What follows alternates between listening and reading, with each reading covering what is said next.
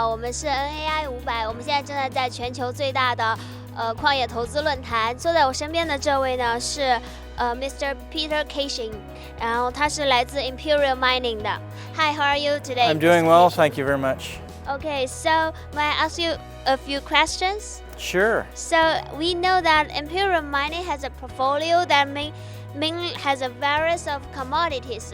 However, you said that your flagship property was in the Crater Lake, which is rich in scandium and rare earths. Why do you prefer to focus on this relatively unknown commodity?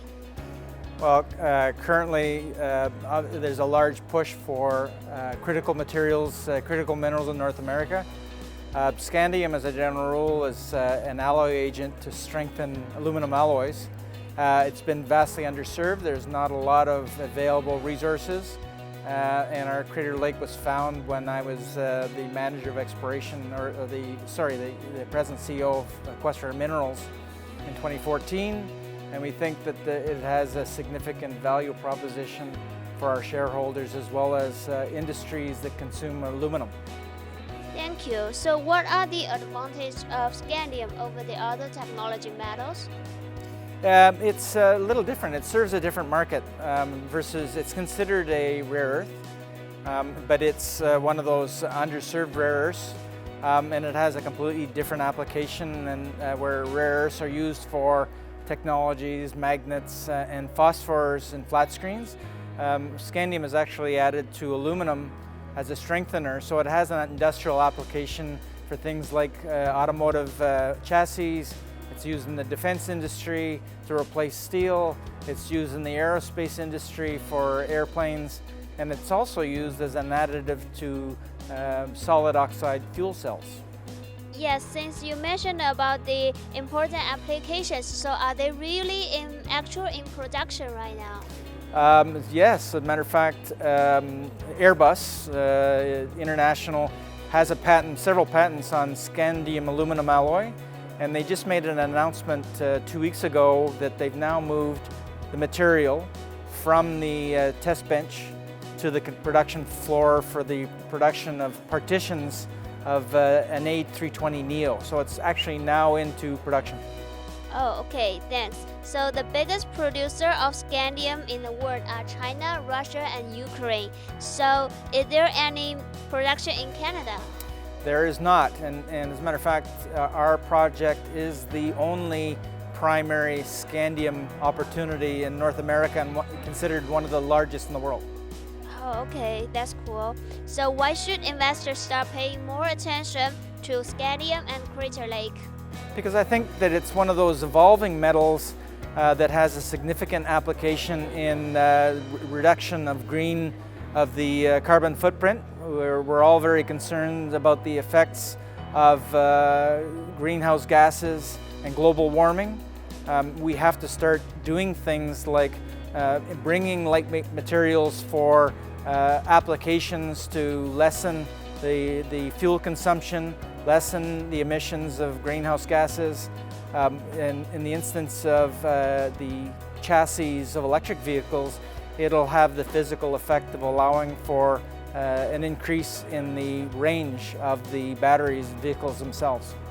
That seems like scandium is used widely in the world. So you say that the Crater Lake is the biggest scandium deposit in the Western Hemisphere. How big are we talking about? Well, we don't traditionally have a 43101, but we've got two resources. One that's approximately 250 meters of strike length, defined down to 200 meters and about 100 meters wide. We defined about 10 million tons on that resource. We have a second area that we drilled in the winter of 2019 that's about 550 meters in strike length, defined down to about 200 meters, is at least 125 meters wide. We estimate there could be upwards of 40 million tons, and it's still open both at depth and along strike. How do you look at the lifespan of your drill? Oh, I think the actual structure that contains the scandium is about 7 kilometers in length, and we've only defined about 20% of the entire structure. So I think that there's a significant upside for that particular project. Would you say it's a public property or a underground operation? It comes to surface, so it'll be open pittable, which will allow us to have a very, very low production profile cost.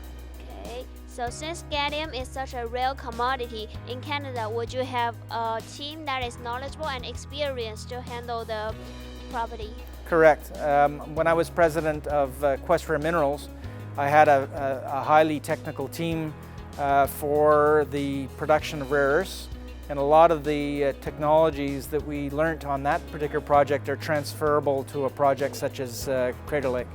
Okay, so and lastly, why should people invest in Imperial Mining? Yeah, Imperial Mining scandium is really forms part of the creation of next generation materials for lightweighting and reduction of carbon footprint.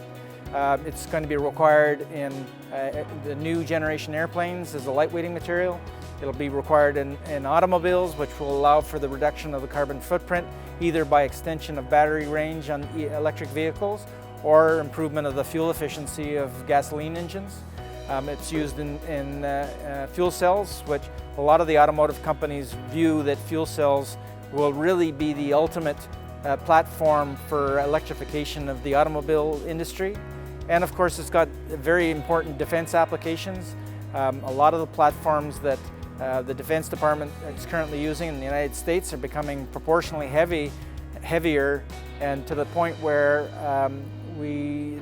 their existing transportation methods are unable to transport those platforms. They're just too heavy.